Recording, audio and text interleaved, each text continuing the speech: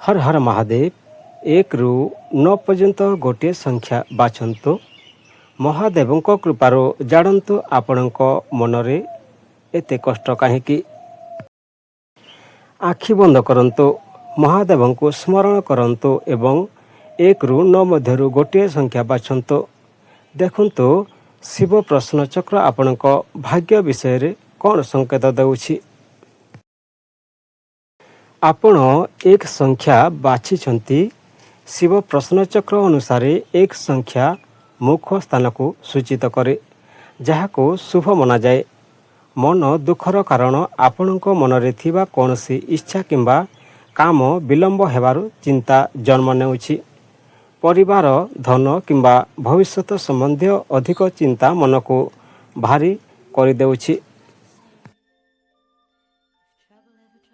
शिव चक्र रे एक संख्या साधारणतः दर्शाए जे समस्या स्थायी नुहे एवं धीरे धीरे परिस्थिति अनुकूल हेबार संभावना रही।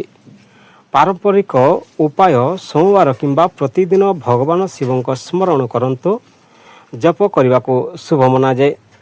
धैर्य रखी निज कार्य नियमित प्रयास करने को पारंपरिक भावे उत्तम बोली कहा जाए। आपण 2 संख्या बाछिछंती, तेबे शिव प्रश्न चक्र अनुसार 2 संख्या नेत्र स्थान को सूचित करे। मन दुखर कारण निजर आशा और वास्तव परिस्थिति मध्य थिबा तफात मन को अशांत करिथाई पारे। परिवार, धन किंबा प्रिय व्यक्ति संबंधी चिंता मनरे भार सृष्टि करुथाए। कौनसी भल खबर किंबा समाधान धीरे धीरे आसीबार सूचना मध्य ए स्थान दे थाए। वर्तमानर मन दुख दीर्घ समय रहिबा नाही बोली पारंपरिक मान्यता रही। पारंपरिक उपाय भगवान शिवଙ୍କ नाम स्मरण करंतु। अधिक चिंता न करी धैर्य और सकारात्मक भावना रखिबा उपकारी बोली कहा जाए। आपण 3 संख्या बाछिछंती, ताहेले शिव प्रश्न चक्र अनुसार 3 संख्या कंठ स्थान को सूचित करे। मन दुखर कारण कौनसी कथा विवाद किंबा भूल बुझाबुझी जो मनरे कष्ट रही थाई पारे। निज मनर कथा कही पारुनथिबा किंबा अन्य मानक कथारे आघात पाइथिबर सूचना मिले। कार्य किंबा धन संबंधी छोट छोट चिंता मध्य मन को भारी करि थाई पारे। परिस्थिति धीरे धीरे सुधीरबार जोग रही। पारंपरिक उपाय क्रोध और अनावश्यक तर्करू दूरे रुहंतु। भगवान शिवଙ୍କ स्मरण करंतु। ओम नमः शिवाय मंत्र जप करंतु। धैर्य और संयम रखिले मानसिक शांति मिलिब। आपण 4 संख्या बाछिछंती, ताहेले शिव प्रश्न चक्र अनुसार 4 संख्या हृदय स्थान को सूचित करे। मन दुखर कारण मनर कष्ट संपर्क अधिकांश समय परिवार, प्रिय व्यक्ति संपर्क किंबा भावना सह जड़ित थाई पारे। काहारी कथा, व्यवहार किंबा आशा पूर्ण न हेबारु मनरे दुख रही थाई पारे। एही स्थान साधारणतः दर्शाए जे मनरे जहा भार अछि ताहा धीरे धीरे कमिबार संभावना रही एवं सुख और शांति फेरी आसी पारे। पारंपरिक उपाय भगवान शिवଙ୍କ ध्यान करंतु। निज मनर कथा विश्वस्त व्यक्ति सह बांटिबा उपकारी हेब। धैर्य और सकारात्मक चिंता रखिबा को पारंपरिक भावे उत्तम बोली कहा जाए।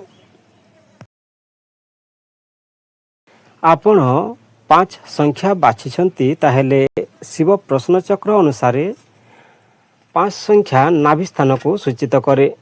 मन दुखर कारण धन, जीविका, कार्य किंबा परिवारर दायित्व संबंधी चिंता मन को अशांत करुछि।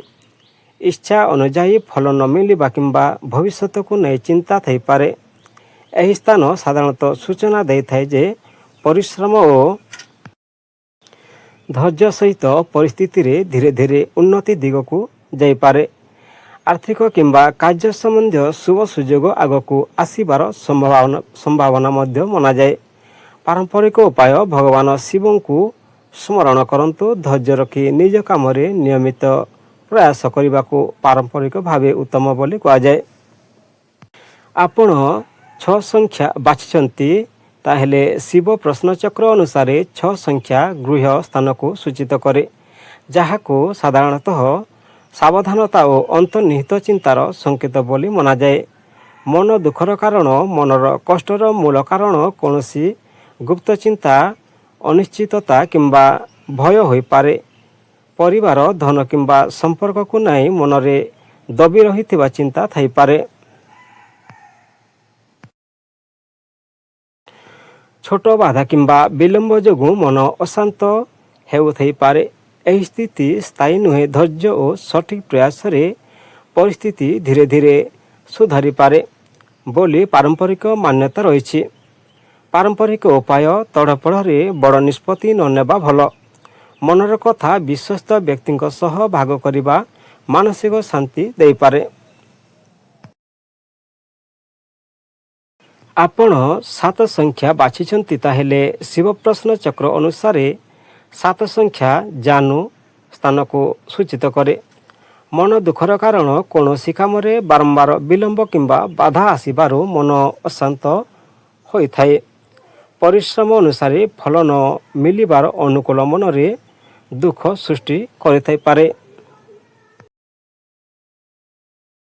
ଆପଣ 8 ସଂଖ୍ୟା ବାଛିଛନ୍ତି, ତାହେଲେ ଶିବ ପ୍ରଶ୍ନ ଚକ୍ର ଅନୁସାରେ 8 ସଂଖ୍ୟା ପାଦ ସ୍ଥାନକୁ ସୂଚିତ କରେ। ମନ ଦୁଃଖର କାରଣ। ଘରଠାରୁ ଦୂରେ ରହିବା, ଯାତ୍ରା, ସ୍ଥାନ ପରିବର୍ତ୍ତନ କିମ୍ବା ପ୍ରିୟ ବ୍ୟକ୍ତିଙ୍କ ସହ ଦୂରତା ମନକୁ କଷ୍ଟ ଦେଉଥାଏ। କୌଣସି କାମ ଆଶା ଅନୁଯାୟୀ ଆଗକୁ ନ ବଢ଼ିବାରୁ ମାନସିକ ଅଶାନ୍ତି ହୋଇଥାଏ। ଜୀବନରେ କିଛି ପରିବର୍ତ୍ତନ କିମ୍ବା ଅନିଶ୍ଚିତତା ଯୋଗୁଁ ମନରେ ଚିନ୍ତା ରହିଥାଏ। ଏହି ସ୍ଥାନ ଏହା ମଧ୍ୟ ସୂଚିତ କରେ ଯେ ପରିସ୍ଥିତି ଧୀରେ ଧୀରେ ବଦଳିପାରେ ଏବଂ ନୂଆ ସୁଯୋଗ ଆସିପାରେ। ପାରମ୍ପରିକ ଉପାୟ। ଭଗବାନ ଶିବଙ୍କୁ ସ୍ମରଣ କରି ଓଁ ନମଃ ଶିବାୟ ମନ୍ତ୍ର ଜପ କରିବାକୁ ଶୁଭ ମନାଯାଏ। ପରିବାର ଓ ନିକଟ ଲୋକଙ୍କ ସହ ସମୟ କାଟିବା। ଆପଣ 9 ସଂଖ୍ୟା ବାଛିଛନ୍ତି, ତାହେଲେ ଶିବ ପ୍ରଶ୍ନ ଚକ୍ର ଅନୁସାରେ 9 ସଂଖ୍ୟା ସର୍ବାଙ୍ଗ ସ୍ଥାନକୁ ସୂଚିତ କରେ, ଯାହାକୁ ସାଧାରଣତଃ ମିଶ୍ର ଫଳର ସଂକେତ ବୋଲି ମନାଯାଏ। ମନ ଦୁଃଖର କାରଣ। ଏକାଧିକ ବିଷୟକୁ ନେଇ ଚିନ୍ତା ମନକୁ ଭାରାକ୍ରାନ୍ତ କରିଥାଇପାରେ। ପରିବାର, ଧନ, କାର୍ଯ୍ୟ କିମ୍ବା ଭବିଷ୍ୟତକୁ ନେଇ ଅନିଶ୍ଚିତତା ମନରେ ଅଶାନ୍ତି ସୃଷ୍ଟି କରିଥାଇପାରେ।